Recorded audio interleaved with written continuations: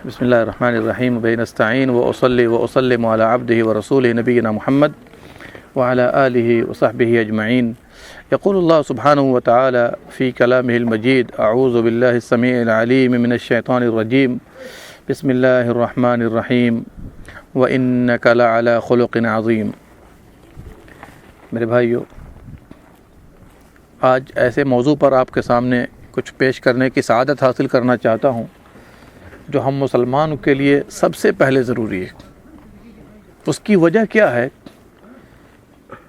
یہ ایسی چیز ہے کہ اگر ہر مسلمان اسے اختیار کر لے، دنیا اور آخرت میں اللہ سبحانہ و تعالی افضل درجے سے نوازے گا۔ یہ ایسی عبادت ہے، اس کو عبادت کہیے، کہ اس پر چلنے والا، اسے اختیار کرنے والا صائم و قائم کے درجہ کو پا لیتا ہے۔ یہ ایسی چیز ہے کہ پیارے نبی صلی اللہ علیہ وسلم نے اختیار کیا اللہ کی توفیق سے، اللہ کے ادب سکھانے کے بعد پوری دنیا آپ کی گرویدہ ہو کر رہ گئی۔ لوگ ایسے ہو گئے، اشارے پر جان قربان کر دینے کو تیار ہو جاتے تھے، اور وہ ہے کیا؟ حسن اخلاق۔ آج ہم مسلمانوں میں اس کی سب سے زیادہ ضرورت ہے اور ہمارے اندر سب سے زیادہ کمی پائی جاتی ہے۔ نماز بھی پڑھتے ہیں پڑھنے والے، روزہ بھی رکھتے ہیں رکھنے والے، حج بھی کرتے ہیں سال میں جا کر کے، زکوٰۃ بھی دیتے ہیں، لیکن اخلاق کی بڑی کمی پائی جاتی ہے۔ ایک حدیث میں پیارے نبی صلی اللہ علیہ وسلم نے فرمایا کہ میری بعثت صرف اسی بنا پر ہوئی ہے کہ میں حسن اخلاق کے اعلیٰ درجے کو مکمل کر دوں۔ ایک روایت میں ہے کہ مکارم اخلاق کو مکمل کر دوں، مکارم اخلاق کو مکمل کر دوں۔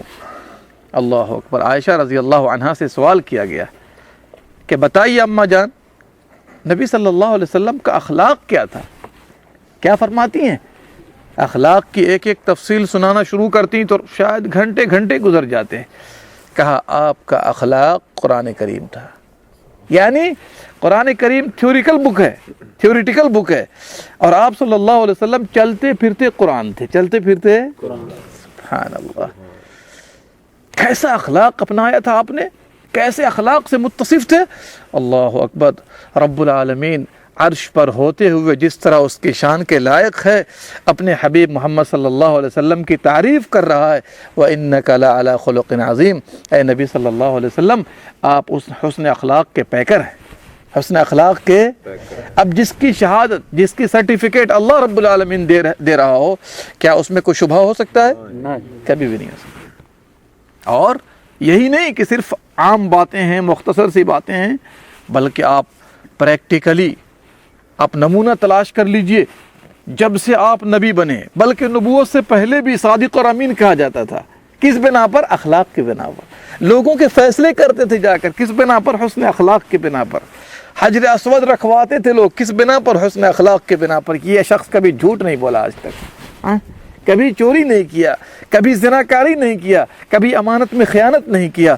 اور یہی وجہ ہے کہ جو لوگ کل صادق اور امین کہتے تھے، دعوت توحید پا کر یہی ساحر، شاعر، جادوگر وغیرہ کہنے لگے۔ لیکن آپ صلی اللہ علیہ وسلم نے پوری زندگی جو لقب اختیار کیا، سارے لوگ تسلیم کر گئے کہ آپ صلی اللہ علیہ وسلم حسن اخلاق کے پیکر ہیں۔ اور میں 2-4 نمونے دے رہا ہوں آپ کے سامنے، چونکہ وقت کم ہے۔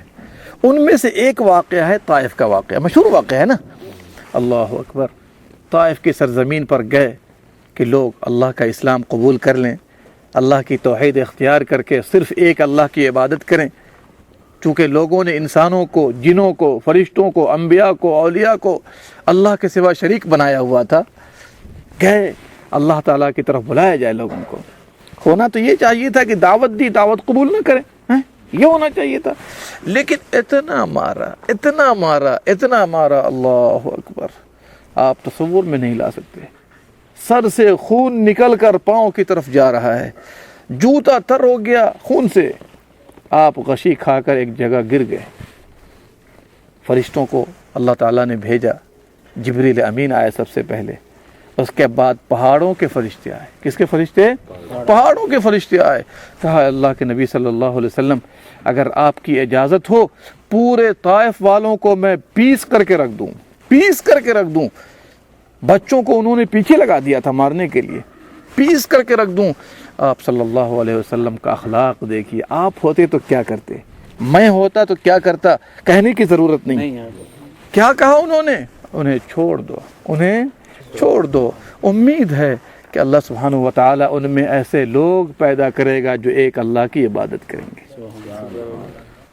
غور کیجیے, اپنی اخلاق کو ان باتوں کے سننے کے بعد سنواریے, قوت تحمل بڑھائیے, صبر کرنے کا مادہ بڑھائیے کہ اللہ کے دین کے لیے تکلیفیں آئیں, کچھ بات سننا پڑ جائے تو آپ تنگی اپنے دل میں نہ رکھیے. اللہ کو راضی کرنے کے لیے لوگوں کو معاف بھی کر دیں, غصے کو پی جائیں, انشاءاللہ یہ بہت بڑی سعادت ہے. آئیے ایک ایسا واقعہ سناتا ہوں, توجہ کیجیے, جو کہ بڑا دلچسپ واقعہ ہے. قبیلہ یمامہ کا ایک سردار پکڑا گیا جس کا نام تھا ثمامہ. کیا نام تھا؟ ثمامہ بن اسال. یہ بہت بڑا سردار تھا, بڑا پیسے والا تھا. یہ جا رہا تھا مکہ عمرہ کرنے کے لیے. 6 ہجری محرم کی بات ہے, یہ 6 ہجری محرم کی بات, عمرے کے لیے جا رہا تھا. لیکن نبی صلی اللہ علیہ وسلم نے ایک سریہ بھیجا تھا, ایک دستہ بھیجا تھا, ان کے ہاتھوں یہ پکڑا گیا. جب پکڑا گیا ظاہر سی بات ہے مخالفت میں حسب, لا کر مسجد کے ستون میں باندھ دیا, مسجد کے ستون میں باندھ دیا. اللہ اکبر. آپ صلی اللہ علیہ وسلم گزرتے, ہاں جی ثمامہ کیا بات ہے, غور کیجئے گا ذرا سا, کیا بات ہے.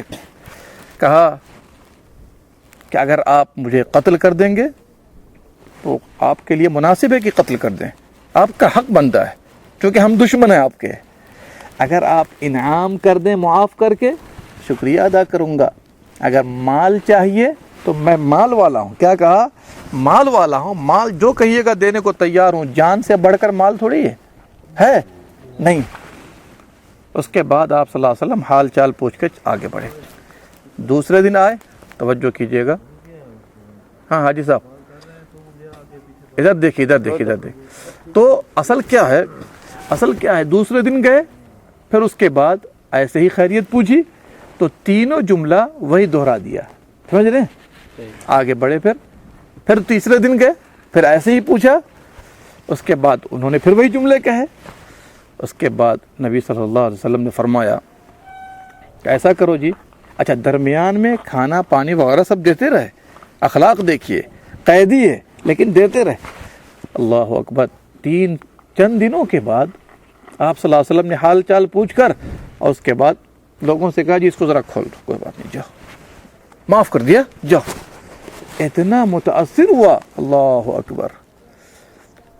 فوراً وہاں سے نکلا, قبیلے کا سردار ہے, فوراً وہاں سے نکلا اور نکلنے کے بعد قریب ہی کسی باغ میں گیا اور جا کر کے غسل کیا, غسل کر کے آیا اور فوراً کہتا ہے اشہد ان لا الہ الا اللہ و اشہد ان محمد رسول اللہ.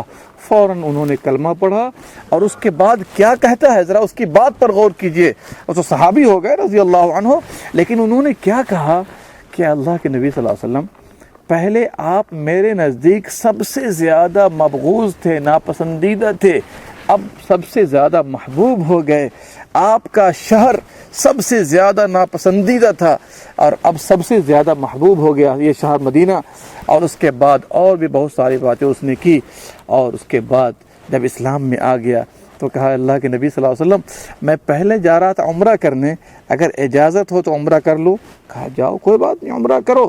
اور جا کر قوم میں ماشاءاللہ دعوت و تبلیغ کا وہ کام کیا کہ ان کے ہاتھوں اللہ سبحانہ و تعالیٰ نے بہت سے لوگوں کو مشرب اسلام فرمایا. غور کر رہے ہیں, اخلاق دیکھیے. ایک اور نمونہ لے لیجئے. ایک سفر سے آپ صلی اللہ علیہ وسلم واپس آ رہے تھے, ایک درخت کے نیچے آپ آرام کرنے لیٹ گئے, تلوار لٹکا دی. یہی طریقہ تھا اس زمانے کا. صحابہ منتشر ہو گئے. ایک آیا اللہ کا دشمن, اس نے تلوار کھینچ کر, یہ سنانے کا مقصد قصہ نہیں ہے, یہ سنانے کا مقصد یہ ہے کہ ہم لوگ بھی اپنی اپنی زندگی میں انقلاب پیدا کریں, کیسا ہمارا اخلاق ہونا چاہیے. اس زمانے میں غیر مسلموں کو اخلاق سے اسلام کی طرف بلایا جاتا تھا. آج کے مسلمان ایسا غلط اخلاق پیش کر رہے ہیں کہ غیر مسلم روزانہ کہتے ہیں جی آپ تو ہمیں سمجھاتے ہو, لیکن آپ کے مسلمانوں کے اندر کون سی خرابی نہیں پائی جاتی ہے جو ہم لوگوں میں خرابی پائی جاتی ہے. اس کا مطلب ماحول کو ہم نے خراب کیا ہوا ہے. آج رات رات بھر انٹرنیٹ پر بیٹھ کر کے ادھر ادھر کی گندی تصویریں، گندی فلمیں، اس طرح کی چیزیں ہم دیکھ رہے ہیں، سن رہے ہیں، دکھا رہے ہیں لوگوں کو. مجھے بتایا جائے، عاشق مصطفیٰ کا دعویٰ ہے، محب مصطفیٰ کا دعویٰ ہے، کیا طریقہ ہمارا اور آپ کا ان جیسا ہے جس طرح اللہ رب العالمین نے اپنے حبیب محمد صلی اللہ علیہ وسلم اور ان کے صحابہ کو دیا تھا؟ طریقہ بدلیے، ہدایت کی طرف آنے کی کوشش کیجیے. فوراً آیا اللہ کا دشمن، تلوار کھینچ کر کہتا ہے میں یمنعک منی، مجھ سے آپ کو کون بچائے گا؟ پریشانی کا وقت ہے نا. فوراً کہا اللہ. کیا کہا؟ اللہ. دیکھ لیجیے، اللہ اکبر. یہاں پر ایک نقطہ ہے، پریشانی ہے، امام الانبیاء ہیں، پریشانی کا وقت ہے، کس کو پکار رہے ہیں؟ اللہ کو. ہمارا اور آپ کا حال کیا ہے؟ پریشانی آتی ہے تو کس کو پکارتے ہیں؟ یا غوث المدد. توحید سیکھیے نبی صلی اللہ علیہ وسلم سے، جان جانے والی ہے. ممکن ہے کہ نہیں ممکن ہے؟ تلوار نکال دیا، اب قریب ہے کہ حملہ کر بیٹھے. کہا کون بچائے گا؟ یہ نہیں کہ تم مجھے معاف کر دو، کہا اللہ بچائے گا. یہی تقاضا ہے ایاک نعبد و ایاک نستعین کا. کیا تقاضا ہے؟ اے اللہ ہم تیری ہی عبادت کرتے ہیں اور تجھ ہی سے مدد مانگ. لہذا یا غوث المدد، یا علی مشکل کشا، اے نبی رحم کیجئے، اے فلاں یہ دے دیجئے، اس سے کام چلنے کو نہیں. یہ لا الہ الا اللہ کے مخالف ہے. فوراً انہوں نے کہا تھا اللہ ہے، ہمیں اور آپ کو بھی چاہیے، کچھ بھی تکلیف ہو اللہ رب العالمین کو پکاریے. اللہ سبحانہ و تعالی اگر مدد نہ کرے گا، پوری دنیا میں کوئی بھی نہیں جو آپ کی مدد کر سکے. وہ تو کہتا ہے میں شہرک سے زیادہ قریب ہوں، وہ تو کہتا ہے میں دعا قبول کرتا ہوں. آپ اللہ کے بارے میں ایسی غلط سوچ کیوں رکھتے ہیں؟ اب آپ مجھے بتائیے. لوگ کہتے ہیں جی اللہ ہماری نہیں سنتا ہے. اللہ کہتا ہے میں سنتا ہوں، آپ کہتے ہیں اللہ نہیں سنتا ہے. اللہ کہتا ہے میں قریب ہوں اور آپ کہتے ہیں ہم دور بھگا کر فلاں کے ذریعے سمجھائیں گے. ایسا نہیں ہونا چاہیے. اللہ کے ساتھ اچھا گمان کیجئے گا، اللہ سبحانہ و تعالی بہتر گمان آپ کے ساتھ کرے گا. اسی لیے حدیث قدسی ہے، انا عند ظن عبدی بھی، میں بندے کے گمان کے ساتھ ہوں. جیسا گمان کریں گے اللہ کے ساتھ ویسا معاملہ کرے گا وہ آپ کے ساتھ. اور نبی صلی اللہ علیہ وسلم نے فرمایا اللہ کون بچائے گا؟ اللہ. ایسی آواز توحید کی نکلی، تلوار اس کے ہاتھ سے چھوٹ گئی. اللہ کی مدد دیکھیے نا، چھوٹ گئی. فوراً آپ صلی اللہ علیہ وسلم نے پکڑا اور پکڑنے کے بعد کہا اب بتا مجھ سے تم کو کون بچائے گا؟ تو انہوں نے کہا آپ معاف کر دیجئے. آپ نے معاف کر دیا. جو جان لینے کے لیے آیا تھا آپ نے معاف کر دیا. تو کہا کہ تو کلمہ شہادت کی گواہی دیتا ہے، کلمہ شہادت کہے گا؟ کہا کہ نہیں کلمہ شہادت تو نہیں کہوں گا، لیکن ایک بات ہے کہ جو آپ کے مخالفت میں لڑائی کرے گا، مخالف پارٹی ہوگا، میں اس کا ساتھ نہیں دوں گا کبھی بھی. کہا کہ کوئی بات نہیں، معاف کر دیا. یہ بھی ایک نمونہ آپ کے سامنے میں ہے. نمونہ ہے کہ نہیں؟ کچھ یہودی آئے نبی صلی اللہ علیہ وسلم کے پاس. ایک اور نمونہ لے لیجئے. مقصد ہے کہ ہم لوگ عبرت حاصل کریں، اپنی زندگی میں انقلاب پیدا کریں.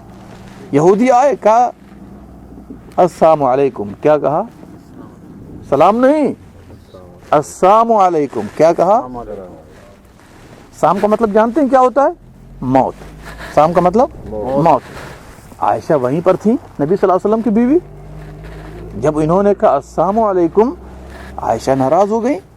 کہا یہ السلام علیکم، یہ موت کی تمنا کر رہا ہے، موت کی بد دعا کر رہا ہے یہ تو. انہوں نے جو ہے ذرا سا جیسے ہم اور آپ ہوتے تو انہوں نے کہہ دیا کہ تم لوگوں پر موت ہو اور لعنت ہو اللہ کی.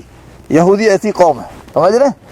پیارے نبی صلی اللہ علیہ وسلم نے فرمایا مہلن یا عائشہ، صبر کیجیے. دیکھیے اخلاق دیکھیے. کہا عائشہ صبر کرو صبر کرو، ہم نے بھی تو کہہ دیا نا وعلیکم، ہم نے بھی کہہ دیا ہے وعلیکم، تو اتنا مناسب ہے. اس سے زیادہ کہنا ہمارے اختیار میں نہیں ہے کہ ہم جو ہے اگر وہ غلط طریقے سے پیش آئے تو ایک کے بدلے ہم 4 سے جواب دیں، اینٹ کا جواب پتھر سے. یہ نہیں ہونا چاہیے. اگر کوئی زیادتی کرے اتنی ہی کر سکتے ہیں جتنی اس نے زیادتی کی ہے. اس سے زیادہ کریں گے تو اللہ سبحانہ و تعالیٰ آپ سے سوال کر بیٹھے گا. ہمارا طریقہ کیا ہے؟ کوئی ایک کہے گا نا، کوشش یہ ہوتی ہے کہ 5 کہو اس کو. ایسا نہیں ہونا چاہیے. اس لیے کہ اللہ سبحانہ و تعالیٰ قیامت کے دن آپ سے پوچھے گا، بدلہ دلوائے گا. لہٰذا آدمی کو چاہیے یہ نمونہ بھی ہم اپنے سامنے رکھیں. دیکھیے ایک اور نمونہ لے لیجئے، میں زیادہ وقت نہیں لوں گا آپ کا. ایک صحابی جن کا نام حاطب بن ابی بلتعہ. حاطب بن ابی بلتعہ. کیا ہوا؟ آپ صلی اللہ علیہ وسلم نے جب مکہ جانے کا ارادہ کیا تو لوگوں میں یہ خبر کیا اپنے صحابہ کو بتا دیا کہ مکہ جانے کا ارادہ ہے، لیکن لوگوں کو شو کر رہے تھے کہ خیبر کی طرف جانا ہے، چونکہ لڑائی جو ہے، لڑائی دھوکے کا نام ہے، لڑائی اتنی گنجائش اسلام نے رکھی ہے، سمجھ رہے ہیں نا۔ لیکن ایک صحابی جن کا نام حاطب بن ابی بلتعہ تھا، اس نے مکے والوں کو انفارم کرنا چاہا کہ بتا دیتے ہیں وہاں ان کے بچے تھے، وہاں ان کی جائیداد ہے، تاکہ لوگ ان کو تکلیف نہ دیں، لوگ ان کو تکلیف نہ دیں۔ اللہ اکبر۔ ایک عورت کو خط دے کر کے حاطب نے بھیجا کہ جا مکے والوں کو پہنچا دے۔ آج کی طرح موبائل سسٹم تو تھا نہیں اس زمانے میں، کوئی انٹرنیٹ سسٹم تو تھا نہیں کہ فوراً میسج لکھ کے ٹرانسفر کر دیا ہم نے۔ کیا ہوا؟ اللہ تعالیٰ نے بتا دیا نبی صلی اللہ علیہ وسلم کو کہ فلاں عورت جا رہی ہے فلاں مقام پر جو ہے ابھی ہے، اور وہ خط لے کے جا رہی ہے، خط میں یہ لکھا ہوا ہے۔ اللہ اکبر۔ علی بن ابی طالب کو اٹھایا نبی صلی اللہ علیہ وسلم نے، اور کچھ صحابہ کو ساتھ لے کر وہ گئے، کہا جس مقام کے بارے میں کہا خاک مقام تھا وہ، وہاں پر پہنچے تو دیکھا عورت تو ہے، نبی صلی اللہ علیہ وسلم کی بات غلط تھوڑی ہو سکتی ہے۔ اس کے بعد وہاں پہنچے، علی رضی اللہ عنہ نے کہا ذرا وہ خط نکال کے وہ خط نکال، کہا کہ خط نہیں ہے، کہا بس نکال، نہیں کہ سوال نہیں پیدا ہوتا ہے، چونکہ ہمارے نبی کی بات غلط صلی اللہ علیہ وسلم، بات غلط تو غلط ہو سکتی ہے لیکن ان کی بات غلط نہیں ہو سکتی ہے، کہا بس نکال، کہا نہیں ہے، نکالتی ہے کہ پھر ہم کو دوسرا طریقہ اختیار کریں، ہم نکالتی ہے کہ کوئی دوسرا طریقہ اختیار کریں، تو جھٹ سے بالوں کی چوٹی سے جو ہے خط نکال کر کے جو ہے حوالے۔ ظاہر سی بات ہے اسلام کا معاملہ ہے، کوئی ایک شخصیت کا معاملہ نہیں ہے۔ اس کے بعد جب لے کر کے آئے، اللہ اکبر، حاطب کو بلایا۔ عمر فاروق تو اتنے ناراض ہو گئے، ہمارے طرح تو تھے نہیں، اتنے ناراض ہوئے، کہا کہ کہیے تو اس کی گردن اڑا کر کے رکھ دیں ہم۔ کہا نہیں چھوڑ دو، لوگ کیا کہیں گے کہ محمد صلی اللہ علیہ وسلم اپنے ساتھیوں کو قتل کر رہے ہیں۔ کس کو قتل کر رہے ہیں؟ اپنے ساتھیوں کو قتل کر رہے ہیں۔ لیکن حاطب سے سوال کیا، حاطب یہ بتاؤ کہ تم نے یہ غلطی کیوں کی؟ کہا اللہ کے نبی صلی اللہ علیہ وسلم، بات اصل کیا ہے، وہاں میرے اولاد ہیں، اہل و عیال ہیں، وہاں میری جائیداد ہے، بس ہم نے یہ سوچا کہ وہ لوگ ہمیں تکلیف نہ دیں، ہمارے بچوں کو تکلیف نہ دیں، اس بنا پر ہم نے چاہا کہ انفارم کر دیں، ورنہ اور کوئی بات نہیں، میں پکا مسلمان ہوں، ہمارے ایمان میں کوئی شک نہیں ہے۔ تو اللہ سبحانہ و تعالیٰ نے، چونکہ آپ کو پتہ ہے اہل بدر پر جو ہے خاص رحمت نازل فرمائی ہے، عمر فاروق کو پیارے نبی صلی اللہ علیہ وسلم نے فرمایا تھا، تمہیں معلوم نہیں یہ بدری صحابی ہے، کیا ہے یہ؟ بدری صحابی ہے، اور اللہ تعالیٰ اہل بدر کی طرف جھانک جھانک کر دیکھ رہا تھا بدر کے دن، اور اس کے بعد ان کے گناہوں کو معاف فرما دیا ہے، لہٰذا جب دیکھا کہ ایمان صحیح ہے، درست ہے، تو معاف فرما کر ان کو رخصت کیا۔ اس سے کیا واضح ہوتا ہے کہ اتنی بڑی غلطی ہو گئی، اور غلطی صرف اس بنا پر کہ اپنے لوگوں کو محفوظ کر دیں، لیکن اللہ سبحانہ و تعالیٰ نے معاف کیا۔ اور نبی کے اخلاق کو دیکھیے کہ آپ صلی اللہ علیہ وسلم نے کچھ بھی ان سے نہیں کیا۔ اس طرح کے واقعات پر نظر کیجئے گا تو آپ اس نتیجے پر پہنچیں گے کہ بہتر سے بہتر اخلاق پیغمبر اسلام احمد مجتبیٰ محمد مصطفیٰ صلی اللہ علیہ وسلم نے سکھایا ہے۔ اسی لیے ایک حدیث میں آیا ہے کہ البر حسن الخلق، نیک کام کرنا یہ اچھا اخلاق ہے۔ اور حسن اخلاق اللہ کے ساتھ بھی پیش کیجئے، اسی کی عبادت کیجئے، اس کے اوامر و نواہی کا خیال رکھیے۔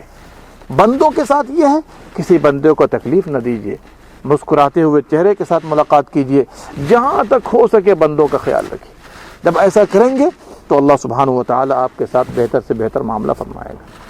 اور یہی وجہ ہے کہ اسلام جو پھل پھول رہا تھا اور آج بھی پھل پھول رہا ہے، عام طور پر حسن اخلاق کی بنا پر ہی پھیل رہا ہے۔ مہاتما گاندھی نے کیا کہا تھا؟ سنیے کان کھول کر۔ لوگ کہتے ہیں کہ اسلام تلوار کے زور سے پھیلا ہے، میں کہتا ہوں نہیں، ہندو ہو کر کہہ رہا ہے، میں کہتا ہوں نہیں، یہ حسن اخلاق کے بنا پر محمد صلی اللہ علیہ وسلم نے لاکھوں سے زیادہ لوگوں کا دل جیتا ہوا ہے۔ اگر آج بھی یہی حسن اخلاق ہم ٹھیک کر لیں، میں 100% یقین کے ساتھ کہتا ہوں کہ ہمیں اور آپ کو اسلام کی دعوت دینے کی بہت کم ضرورت پیش آئے گی۔ جو آدمی اخلاق سے متاثر کر سکتا ہے، اپنی بات سے متاثر نہیں کر سکتا۔ اسی لیے عمل جو ہے نا، یہ ایک دعوت ہے۔ کیا ہے یہ؟ ایک دعوت ہے، خاموش دعوت۔ لوگ اس طرح متاثر ہوں گے اور آپ کے قریب آئیں گے کہ آپ سوچ بھی نہیں سکتے۔ ہمارا حال کیا ہے کہ اگر کوئی آ گیا، ہم نے چائے پلا دیا، کوشش یہ ہوتی ہے کہ دوسرے دن سے آئے نہیں، نہیں. ارے آپ خدمت کیجئے, دیکھیے اللہ سبحانہ و تعالیٰ دنیا میں بھی دے گا, آخرت میں بھی دے گا. تو میرے بھائیو, بات اصل یہ ہے مختصر انداز میں کہ ہم نے اتنی ساری گفتگو اور یہ نمونے کیوں پیش کیے ہیں کہ ہم ہیں محمدی, لیکن محمدی ہمارے پاس اخلاق نہیں ہے. آج اس اخلاق کو یہود و نصارہ نے لے لیا ہے, آج اس اخلاق کو ہندوؤں نے لے لیا ہے. یہ اخلاق ہم سے ختم ہوتے جا رہے ہیں. میرے بھائیو, یہ ہماری چیز تھی, یہ ہماری چیز تھی, ہم نے اس کو ضائع کر دیا ہے. لہٰذا ہمیں اور آپ کو چاہیے, ہم میں اور آپ میں جو بھی کمی ہے اللہ کے لیے ختم کریں اور حسن اخلاق کے پیکر بنیں. اور سب سے بڑا اخلاق اللہ کے ساتھ ہے کہ اللہ نے جو عبادت کرنے کا حکم دیا ہے اس کو بجا لائیے, اس میں ذرہ برابر بھی کمی نہ ہو. اللہ کے حق میں کمی کرنے کا مطلب یہ ہے اپنے پاؤں میں آپ کلہاڑی مار رہے ہیں. اب بندوں کے ساتھ بھی جہاں تک ہو سکے حسن اخلاق کا پیکر ہونا چاہیے تاکہ ہم دین کی خدمت کر سکیں.